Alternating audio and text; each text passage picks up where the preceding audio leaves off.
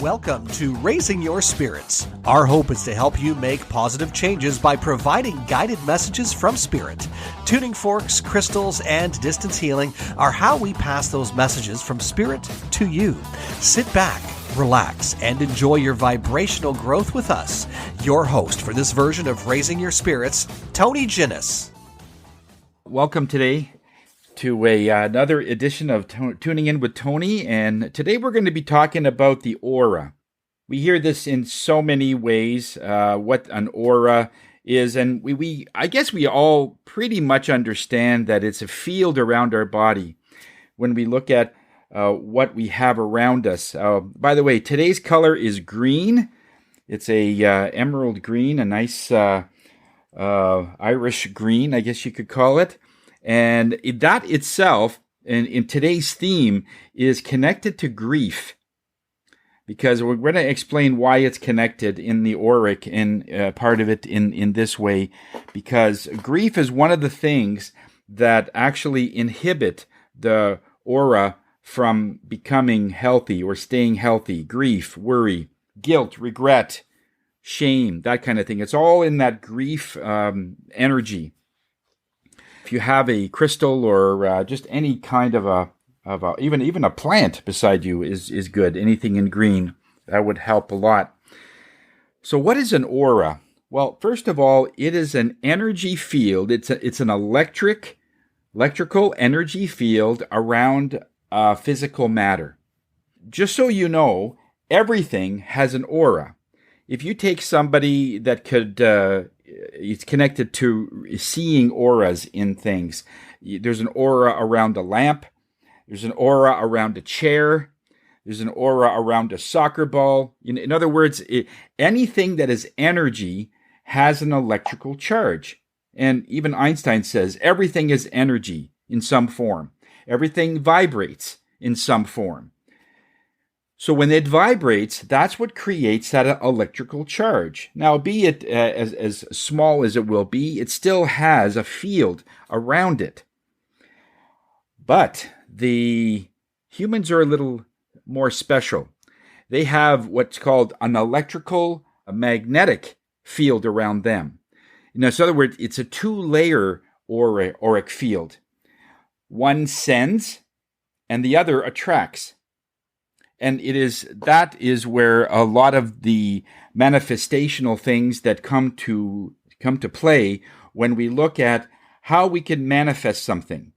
So we want to go to the most basic part of it, and that's our aura, this field around us. And we want to explain a little bit about the mechanics of it so you understand really how powerful it is.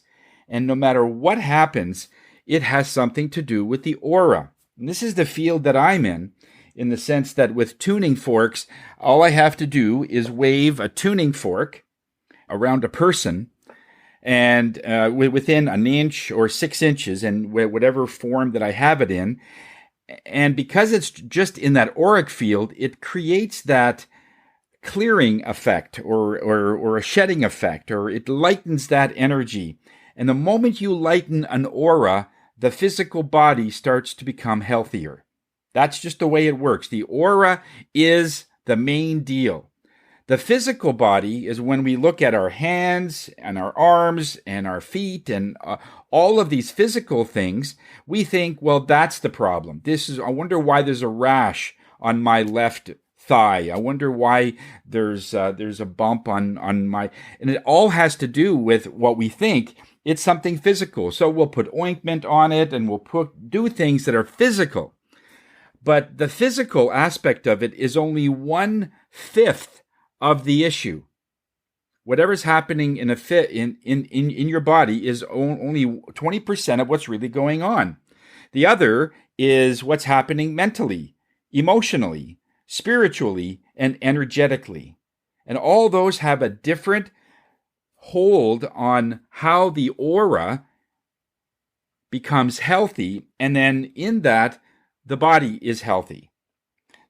This explains why when somebody could go into a hospital or they can go into a place where there's a lot of sick people and they don't get sick. Have you noticed that? Because if it was only physical anybody that would walk into a ward or there's a lot of sickness, or into a family, let's say they have 8 kids and everyone's got the cold, and we hear of people walking in, walking out, and they never get sick. And yes, it is about the immune system, absolutely, and it is about how they are healthy physically, absolutely, but it also has to do with what happens in the aura. Because if their physical body is that healthy, well, so is the aura. The aura is also that healthy. And we have seen cases, and I have seen cases where I've seen a very healthy, fit body, but they're falling apart. They're falling apart. Like there's no major sickness, but there's always aches and pains. And even though they're generally healthy, like it's just like one thing after another is going wrong.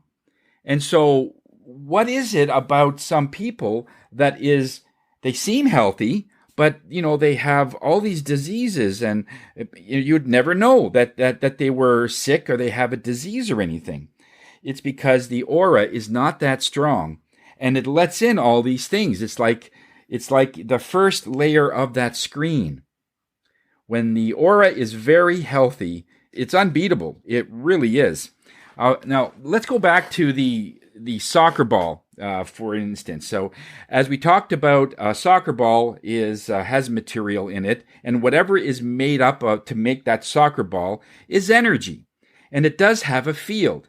So, when a person that has the ability to read auras will see this ring around the soccer ball, and it basically sends out that I am a soccer ball. All right. And let's say, for instance, you want to say, you know what? I would love to manifest a soccer ball. I just have this, but I don't want to buy it. I just want to get one.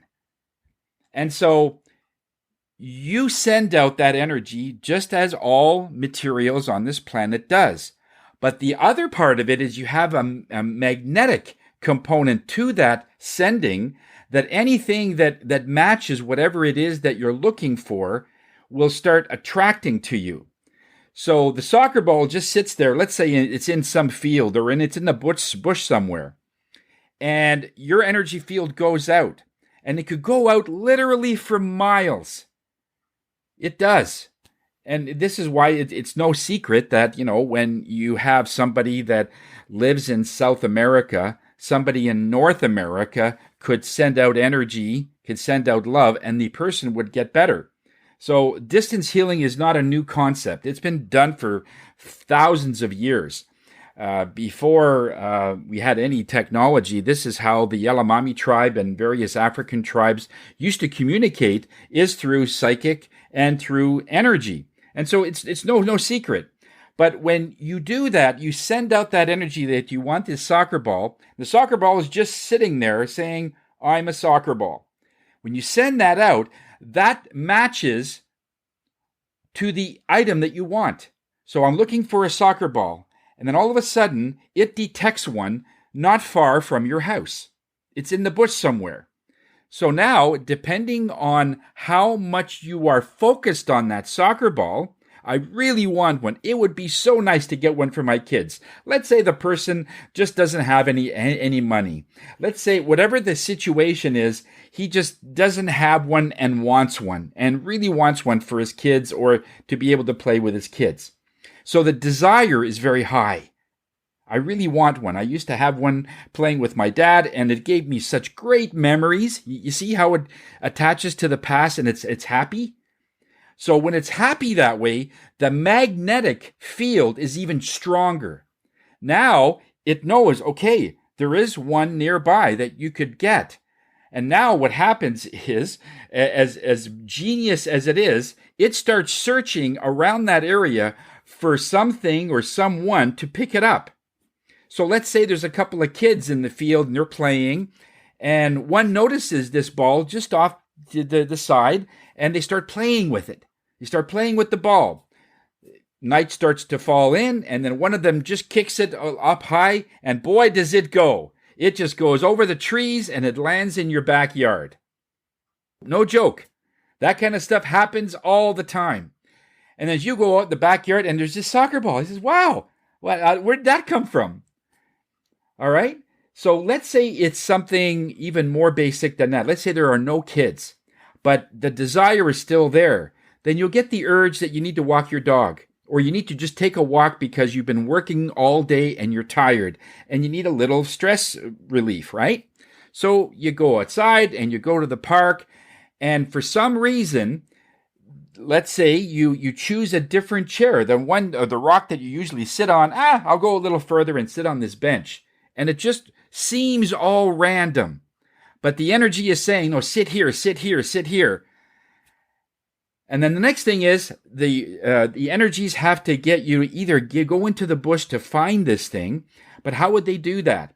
If you brought your dog, it will signal the dog to chase after a squirrel, to chase after another dog, to go in the direction of that soccer ball and not come back, where the dog usually comes back. You say, what is going on with that dog? And you go into the bush and you accidentally find this soccer ball. If there's no dog, then you'll get the urge that something is in there. But anyway, whatever happens, it wants you to connect to this soccer ball and you will eventually find it. That's how it all works. It's a very complex yet intricate system of attraction. And it's when we follow those things. That's why we always say, when you get something that doesn't make any sense, there's no time for energy to explain why you need to do something, because you sent out that energy, let's say a week ago, and you've already forgotten that you've made that intention a week ago about the soccer ball. You've forgotten about it, but it hasn't forgotten about you. And so next thing you know, that you find this ball. I said, oh, this is great. This is what I wanted. This is exactly what happened to me last night. A few weeks ago, our little dog died. Little Noogie, we had a King Charles Spaniel, and he passed away. And we sort of miss him in that way. And so we, without a dog, it was just so weird not having a dog around the house. And some of the prices that they want for a dog is up to $3,800, and they're quite expensive. And I figured I'm going to be focusing on saving some money for another project, so I didn't want to spend that on a dog. So about 10 days ago, I made the intention to Spirit, and I says, look, if there is a dog that is looking for affection, if they want a new home, I would be more than happy to give it love, because I have lots of love to give. But here are some of the conditions. First of all, I don't want to spend any money. That's the first thing. So it has to be free. So, how outrageous would that be? It has to have its own bed, because usually the bed that I have is a very small one, because I had a small dog. So if it is going to be a larger dog, have it come with its own bed. It has to be house trained already and at least a year old. Okay? What else was it? Used to a year old, and it had to have at least neutered or whatever. So all of the expensive shots would be done. Under those conditions, I'd be happy to have a dog. How outrageous would that be? I mean, that's next to impossible. So I made that about 10 days ago, and I just forgot about it. I just said that prayer, sent that energy out into the universe, and went on with my life. Last night, I got a call from a friend, and he says, I'm looking for somebody, if you know somebody who's looking for a dog. There's a family moving to Croatia, and they can't take the dog with them. So they're giving the dog to anybody that could give him a good home. And I said, okay, well, what's the dog like? So it's sort of been neglected. It's all been matted, and it does need a good grooming, and it's sort of underweight. But it's such a loving little thing. It's a year and a half old. It's house trained. It has the shots, and it has its own bed. And I said, okay. And so it just worked out that way. That dog is coming this evening, and they're going to drop it off, and it's for free, just to give it a good home. And I did that. Now, I'm not boasting. All I'm saying is this is what we all have, this ability, and it's in your aura. Because when I look at, manifesting a soccer ball or manifesting a dog, it seems sort of trivial or smaller than if I want to manifest $1 million home. Does that make sense? Because when you, let's say, try to manifest something bigger, like a large business, or manifest a health center, or something that seems like it's a big deal, and it's so hard. It doesn't come that quickly. And Spirit says that's why. The moment it's a big deal, it stops. Then the attraction stops, because to manifest a castle, this is a saying, actually, I heard this about 10 years ago. To manifest a castle is the same energy as to manifest a button on your jacket. Little button, yeah. You could manifest a button or a castle. It's the same energy. We are given our human value, and when you attach, well, that's $1 million home. There's no way you can attract that because, it's easy to attract, let's say, a dog. Okay, I mean, as great as it sounds, Tony, this is great. But, when it comes to a home, you can't do the same thing on $1 million home. And that's not true. It's the same energy.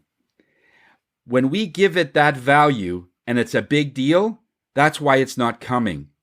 Because you're trying to force it and you're realizing that maybe you have to manifest harder and you don't. Maybe you have to change an energy and you don't. Because Spirit doesn't care if something is worth a nickel or $1 million. It is our evaluation, our estimation, and our perceived value of what things are worth. And based on that, can you manifest a new pair of shoes? And how is that going to be different from a brand new $130,000 car? Do you see the difference? And in your aura, if you have a problem with abundance, let's say a neighbor that was next to you, where they were very abundant, they were rich, and they had parties all night, and there was something about that family that sort of irked you, and you really didn't agree with what they did, that kind of thing will absolutely make a difference in your manifestation, because you don't want to be that person. The same thing that you're asking to be, if you're having a problem being, that's a conflict. You have to make peace with that somehow. You don't want to get what you want only to realize that, I turned into the exact people that I didn't want to be in. So Spirit knows that. Energy knows that. So they won't want to put you into a place where you're not going to like yourself. So you got to go through that inventory in your mind of what are the things that you're asking for that's not coming, and ask yourself, well, do I have a problem with being that person? And you have to stand back and be honest. You got to be dead bold, honest about this. And if there is, something about rich people, I know, how come they can afford yachts and how can they afford? Because they can. They can just write a check for a $130,000 car. It's done. They drive it home, no payments. What's that like? If you have a problem with that, or if you don't know what that feels like, then that is something you have to go through. All right? So the real truth about your aura is that's the entire survival of a person, and it depends on the maintenance, how you maintain that aura, and the integrity of it. It says, okay, so now that we've hopefully impressed upon you that your aura is your body, because when you realize what an aura is, when we pass and we go back into the light, we leave this earth, there's no aura. There's only the fact that we are matter, but there's no magnetic aura anymore because the soul has left. The soul is the one that attracts. When the soul leaves the body, it is just a body. And like anything else, it is still energy, even though it is a sort of a dead body, it still has an energy.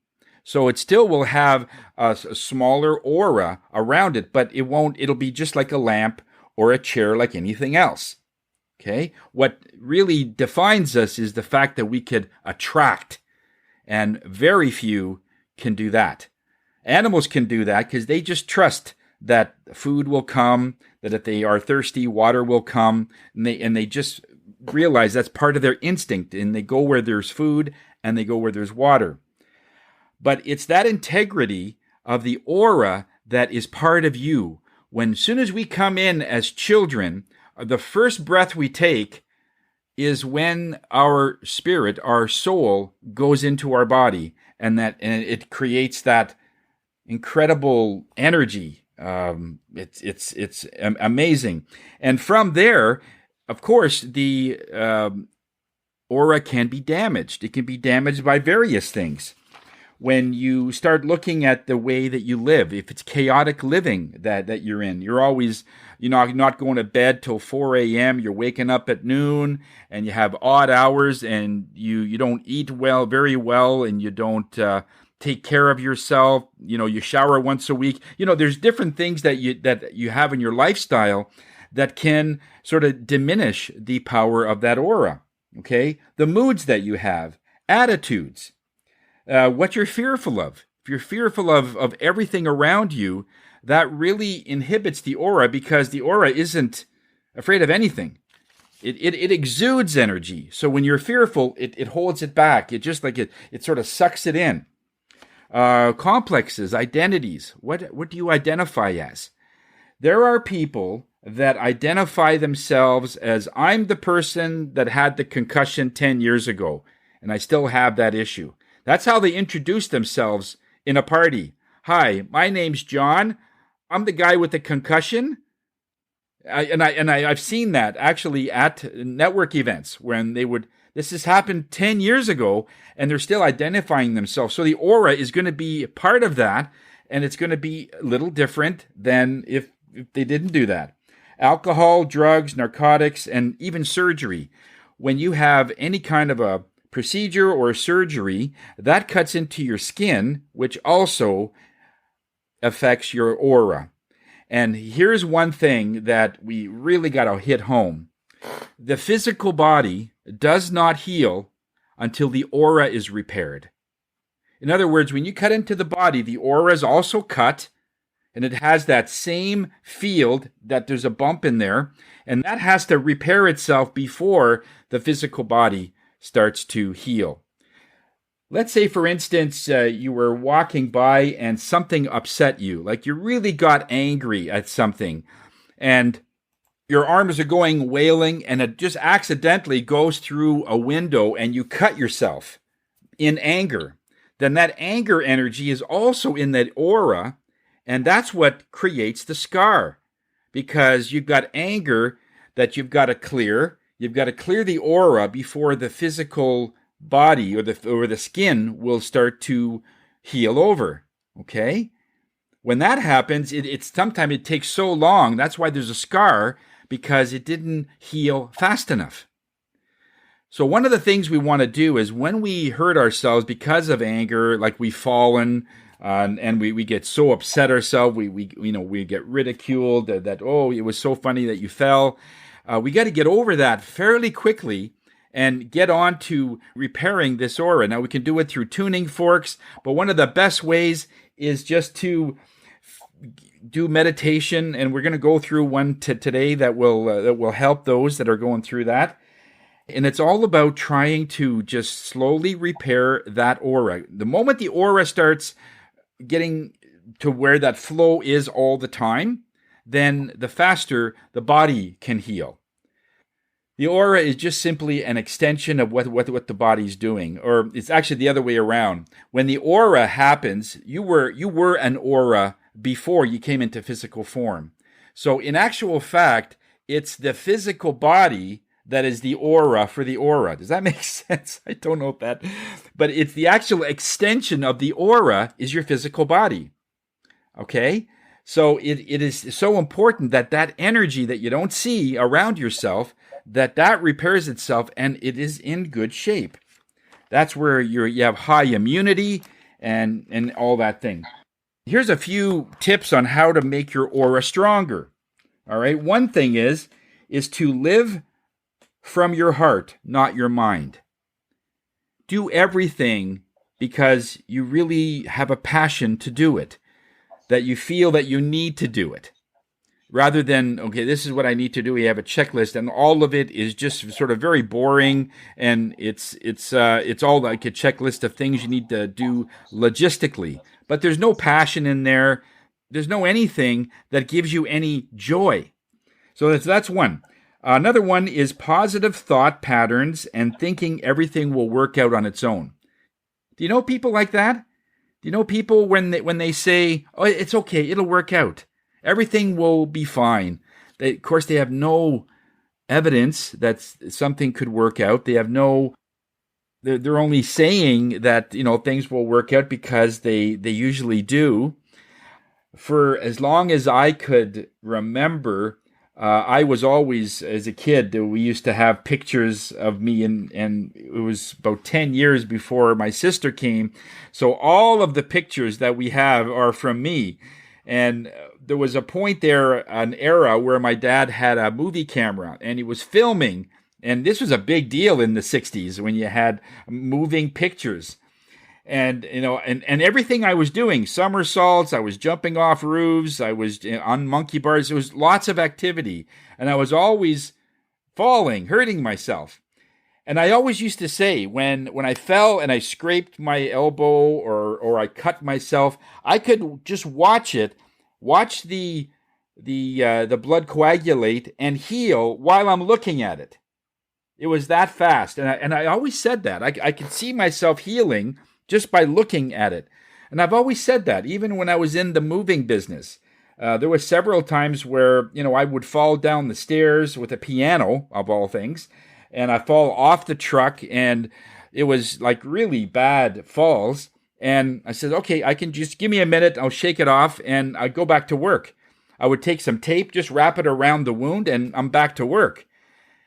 And I never had an infection, I never got sick, because, when you're trying to raise a family and you're the only provider, and it's the business that has to run things, there's no time to be sick. Have you heard that? There's no time to be sick? That was always a sort of a phrase we used to have in our family. There's no time to be sick. And that was so true, because we had to keep going. And no matter what, you just keep going. No matter what happened, we would keep going. So this is the thing. It's all that positive things, that things will work out on its own. Another thing is positive feelings. Like, how do you feel? And this is where you check yourself into a spa. Just feeling good actually enhances your aura, because your aura loves to be powerful and beautiful and handsome. It loves to be like expansive. And so when you feel that way, the aura is just that natural extension, okay? Another one is electric diet. Now, the really points here is fruits and vegetables are considered more high in electrolytes and high in that electricity. So fruits and vegetables are very good. If you're eating a lot of meat, and there's 2 clients that I've met just over the last month, and they are on a meat-only diet. I kid you not. Nothing. No fruits, no vegetables, no lettuce, only meat. So when they go to eat, you just see a pile of meat. So chicken, pork, beef, it's all that. And that's how they eat, and they seem to be happy at the moment. But over a long period of time, that's not sustainable. And anyway, that's another subject. But it's the fruits and vegetables that give that electricity, which is very good for your aura. Being around positive people. If you're in a networking group and you go to these places that have also positive people there, your aura sort of brushes up against theirs, and it enhances that. When you go to a party and you get a lot of negative people, like or angry people, like in a protest or something, that is not good for the aura. It makes it so that it's all fragmented. There's holes in the aura and so on, because it's sort of a violent, abrupt, sort of it's unpredictable sort of stance, and your aura has the same pattern. So be in a place where there's a lot of really positive people. And networking groups are one of the best when you get together. Like there's Isagenix, and there's many different companies that get together and, once a month or once every 3 months or 6 months as a just to sort of bring that pep in, and everybody's together and they feel that, okay, somebody else is doing well, and it brushes off. And after that meeting, you feel really good because something got cleared out of your aura, whether it's doubt or disbelief or uncertainty. Am I going to make it? And all of a sudden you think, I can. If someone like that, whoever was at the party, can make it, I think I can do it too. That does enhance your aura. The other one is meditating. When you meditate, the best, absolute best, is meditating under a tree. The trees have this incredible, and I don't know, it's hard to explain, but just the way our patterns go in our body, the trees have the same pattern, and it blends in with your energy. And in a meditative state, it's powerful. It clears so much out of that. So if you ever have doubt, if you're ever really distraught, somebody said something to you that was rude, or you just had like a really bad day, like an incredibly bad day, just meditate under a tree. Something in the backyard or something in a park, and just get under a tree and then just sort of rest there for a few minutes, close your eyes, and just be a part of the tree, or just try to just think of almost anything, really. You don't have to make this very complicated, but being close to that tree and meditating even for 10 minutes, it will do incredible wonders for that. Sound therapy, grounding is another one. Of course, being so close to the tree or sitting in a stump or anything like that is also very good.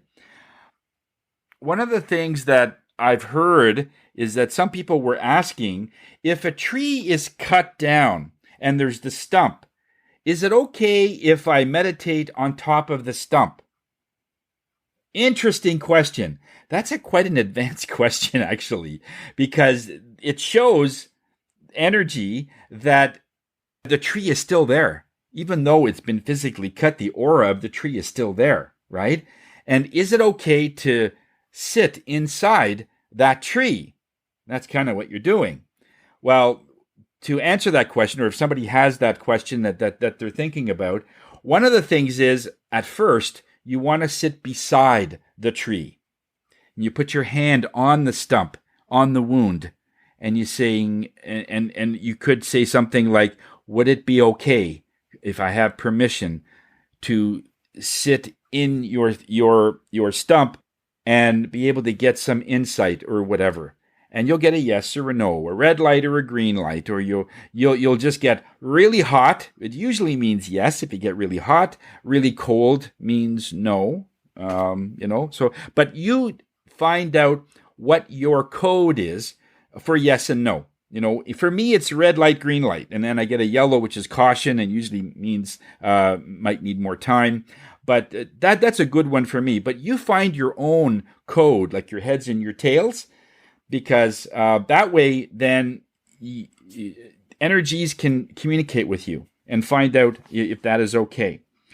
Sound frequency is another great way to be able to clear that aura. The tuning forks that I use.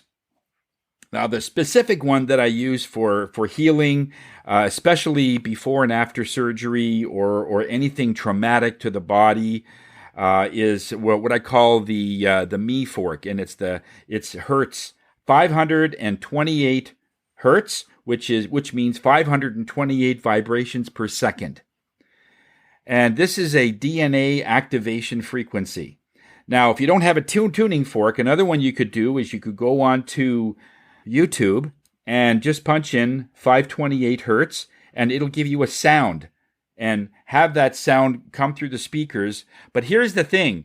It's not about the volume. Okay, a lot of people think that, okay, if I get the 528 out, that's the DNA activation, and it repairs auras, absolutely. But a lot of people will just turn up and crank up the sound so your ears can hear it.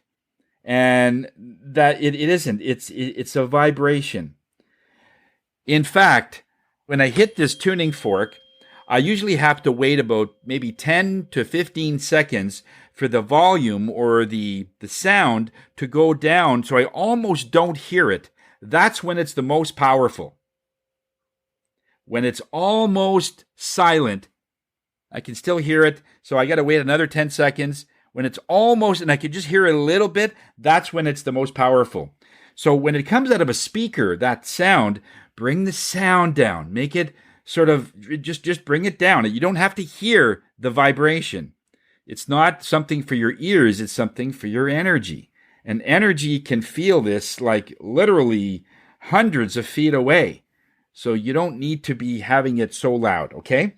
So the 528 is what I highly recommend if you're going through a physical thing. With the surgery that I had, I'm really playing this frequency a lot. And up until about 20 minutes before this class, I wasn't sure if I could make it because I was doing so much self-healing that my body was starting to have problems catching up. Because I was pushing my aura to such a degree, and the body has to follow it, and it was having some challenges, and so it was so close that I was going to probably announce that I wouldn't be able to make it. But somehow, within 20 minutes, I got a lot better, and here I am. That tells me that Spirit wanted me to at least relay this information today, because somebody is going to need this healing or this type of information today because they're either asking for it or they're about to ask for it if they're going in for something. Another one is taking care of yourself. We hear this all the time. Take care of yourself. A lot of people are eating the right foods, and I'm starting to see a real shift in the people's eating habits because there's so many videos on food, there's so many videos on exercise, and that's not becoming a problem anymore, is from what my observation is. Maybe it still is, but what I'm more observing is that they're not going to the spa. They're not having what I call a me day. You know what a me day is? It's like, you know what? I'm going to just put my work aside and I'm going to just go into the woods and I'm just going to watch the chipmunks for a few hours and or I'm just want to go and watch the kids in a playground or I'm going to go with my dog and just go for a walk. And it's just unplugging, leaving my phone at home. That's a big one. That's another one. Spirit really wants me to relay this. How many people take their phones with them when they go to walk the dog and it's in your pocket or your purse, or probably not a purse when you're going for a walk, but it's in your pocket. Every time you go, if you have to take your phone because, you want to take a picture of something, that's fine, but put it on airplane mode when you go. Because what happens is your aura really gets hit. It gets kicked in the teeth 900 times a second. Because the phone sends out those messages, I'm looking for a tower, 900 times per second.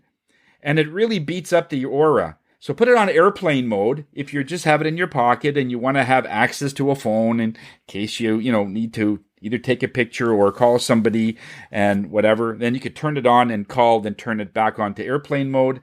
But on a regular basis, don't just leave it in your pocket like willy-nilly. Put it on airplane mode, okay? It really beats up your energy and your aura there. Forgiving yourself of past grief, worries, regret, guilt, fear. When you have the attitude that, something happened years ago and you're really having a hard time forgiving yourself, you've got to find some way to do that. So some way that is acceptable for you to do that, to be able to find peace, to forgive yourself. So many things happen. And I just had a reading recently, and when the reading came out that a certain person, and I don't want to make it too specific, just out of respect for confidentiality, but if you have a family member that's been constantly an issue in forever, right? In your family, somehow you got through it and you became stronger. In that particular reading, it came out that energy, that person was supposed to give you all this grief so you could find your power and get out. I know. Makes no sense, right? But so Spirit saw that as a victory for the person. Now, wait a second. Do you have any idea what they did to me? I says, it doesn't matter. It succeeded because look where you are today. You're successful. You've got a great kids. You've got all these great things are happening because that energy was told to try to bring you down if they could. And it almost worked. Yeah, it almost worked. Twice I almost had suicide. That's right. And they intervened because it didn't work. When you find out things like that, it's like, whoa, that was supposed to happen? You got to get your head wrapped around that. Because in the end, spirit, whatever they have to do, they have to energize empowerment inside of you. And how do you do that? Not to make things easy for you. It's going to be tough. It's going to be everything but easy. That's the thing. When you get that you got to start forgiving yourself for saying that, why I did this or that and all these other things. So just a quick wrap up here before we get into the meditation. The aura holds all your experience that you've ever had in your life. Like when somebody could read your aura, they kind of know what you do. So if you see like cows and chickens and pigs and a barn and a tractor and a plow, and a person says, did you live on a farm? Or are you a farmer? Or if something, well, actually, yeah, as a kid, I was on a farm. Because all those experiences are also in your aura. And when you can look at your past with a smile on your face, maybe not everything was rosy. Maybe there was very challenging points, absolutely. But you found a way to get past it and you realized that it made you stronger and that now you're proud of your past. That aura is just sparkling because you can't get rid of all your past, right? And so that's how that works. So anything in your past, try to find ways to honor it. Honor your pain, honor your past in some way that is acceptable for you. And everyone is going to be different. Yeah, I was wondering if you have any suggestions on how to resolve mental conflicts in your aura. Like, for instance, I want a relationship, but I also enjoy being single. So I see the pros and cons of both. So I've had this internal conflict for years, and I feel like that's blocking that. Okay. So how would you resolve? Well, the first thing you would have to do is find out what part of being single that attracts you. Like, what is the selling point of being single? And there are many. There are many. Being free, that I can just put my shoes on and leave in 12 seconds. You won't do that when you have a relationship. So list all those things that it attracts you to saying that I do like being single. Well, what about being single attracts you? Then you look at what is it about having a relationship that attracts you, and you make a list of that. And then what you do is you put the two together. I want this, I want this, I want this, I want my freedom, and I want this. And you will be able to manifest a person that will give you the freedom, that will do all those things, and you're in also a relationship. Because not everything about being single is rosy, and not everything about in a relationship is rosy, right? So you're going to get conflicts on both. And so what you want to do is look at the best of one and the best of the other, and let's put them together and see if they mesh. The best example I can give you of that is I had a client years ago, and it was a couple actually, and one person says, "Oh, I want a beautiful house in the mountains. I can see there's the land. I just love the mountains." And the other person, "I want to be in the valley. I want to be where there's a valley." And I said, "Well, they're vastly different geographically." And she says, "We can't decide. I want to be in the mountains, and it's got to be close to a lake, or in a valley." It says, "Oh my God, like this is way different." And so that's what we did in this exercise. Is they both listed what it was like to be in what their passion was. He made a list of what all the great things there were in being in the highlands, in the mountains, like looking down.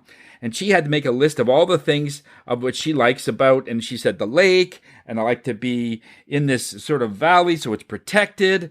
And I said, okay, put the two together, and I want you to just manifest or say that we want all these things to find a house in the mountains in the valley.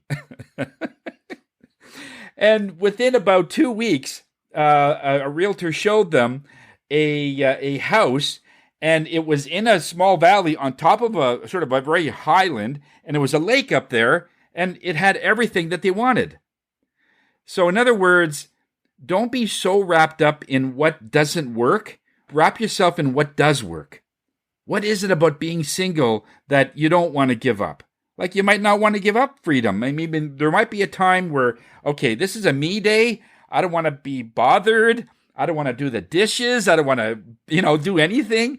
And it should be okay with that person. But if you get a guy or somebody who's going to constantly be, pecking at, that might not be a big selling point, So that's what you need to do is get the two together. What do you like about being single? What do you like about being in a relationship?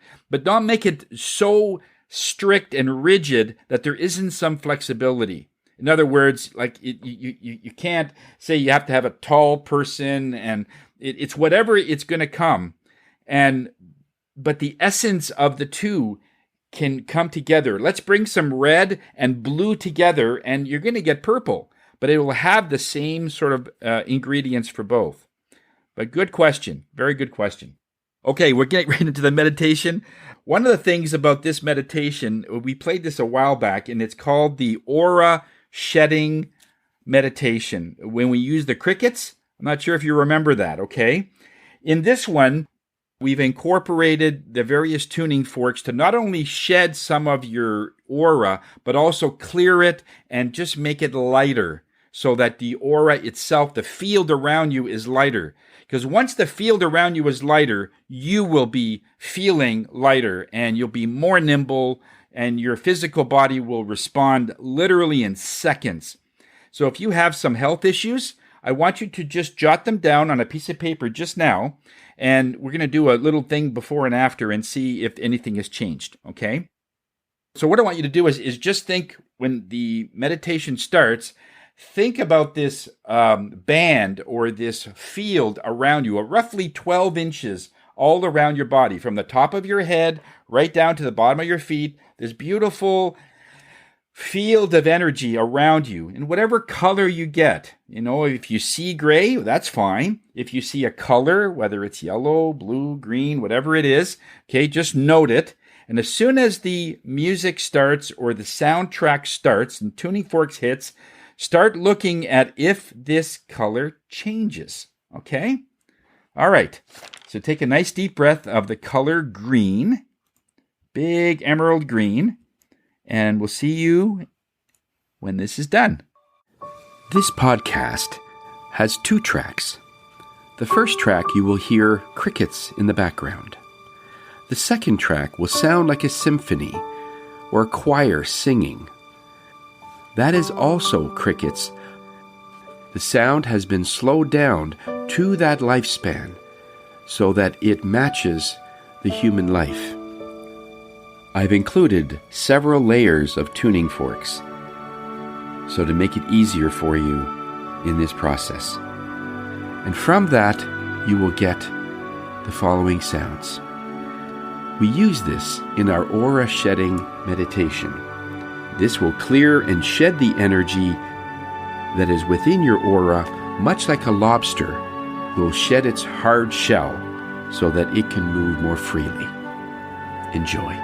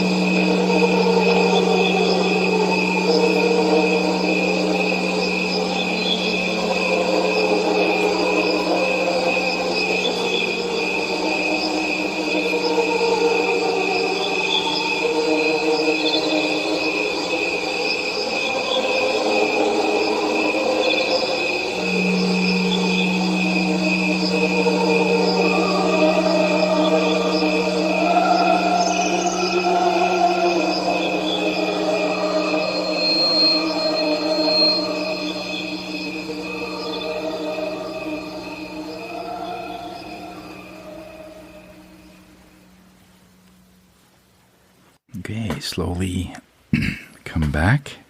Try and remember what you felt, what you saw, what colors your aura turned into. What temperature was your body when it started? And what temperature is it now? Some of the sensations you might have felt was chills, hot flashes, shiver down your back, goosebumps, maybe even the feeling that you're numb, this numb feeling. Sometimes you'd be zoning in and out. You might want to fall asleep, which is fine. That's the aura is certainly part of that rest part of it. Now the aura itself is usually a few inches from your body. The lower your vibration, like the closer you are to hopelessness and giving up, then your aura is just on the surface, very, very close to your body. There's no exuding energy, in other words. I sometimes will find this, that some people's aura is just full of heavy, heavy energies, and there's almost no aura. It's very, very low. And you could tell from the way the person's walking. They're almost walking like they got an elephant on their back. It's very heavy. So if you're ever feeling down, just play some music. Almost anything from Beethoven is really good. He was a genius when it came to sound frequencies, and there was a couple of passages that he was. There was mathematical precision, and some are good for letting things go. Some are good for resilience and moving forward. I've embedded some of his music into those kinds of things. And if you like classical music, Beethoven's one of the best. Mozart is good too, but Beethoven I find is very mathematically right in that way. Feel grateful for where you are in this country, even though there's a lot of turmoil on this earth. We're still, I think, in the best country in the world. I think it's a personal thing. There's always something to be grateful for, especially when it comes to being close to the people that you love and cherish them. They're around for a short time, and we want to give them a good experience for however long we're going to be on this earth. So cherish everything. Love you all. We'll see you next week. Okay. Happy new pet. Okay. Have a good weekend, guys. And okay, love you all. Take care. Bye. Bye. Bye. Thank you for listening to Raising Your Spirits. If there is a subject you would like to hear in a future podcast or would like to book a session with Tony, reach out to his Facebook group at Ginnis Shields Natural Healing Center or group tuning classes with Tony on his online virtual weekly classes. The YouTube channel is Suzanne and Tony 17. That's Suzanne and Tony, all one word, and the number 17. And the website is lovehigherself.com. Until next time, namaste.